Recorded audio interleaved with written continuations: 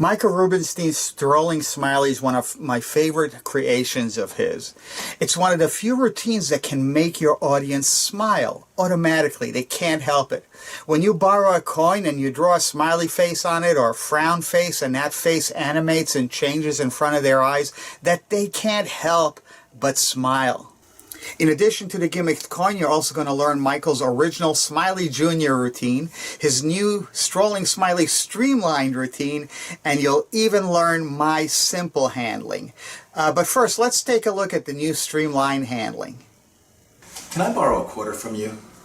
Oh, great, thank you.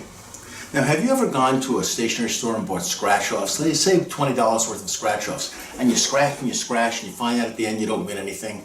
Well, that happens to me, and I'm not very happy when that happens. In fact, I'm going to draw a representation of how I feel, and maybe how you feel. So, let me draw that.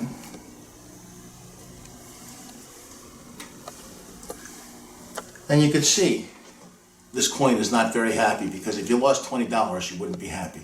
But let's say you win like $10. Not a great deal, but you won something, so you might feel a little happier. And if you do, you might find that you feel a little happy.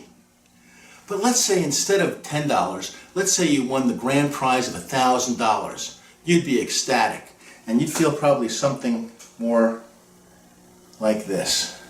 Oh, and here's a quick glimpse of my simple handling. I do this routine walk around, so I usually start by borrowing a quarter and then putting the two eyes and a smiley face on it. Not a great artist, but that's what I do. And I talk about, how coins or other objects seem to reflect the emotions of the owner. So right now you seem happy, you're here eating, you're watching magic, you seem kind of happy. But let's pretend you're in a casino and you put a coin in a slot machine. And all of a sudden you win $10,000. What would you look like then?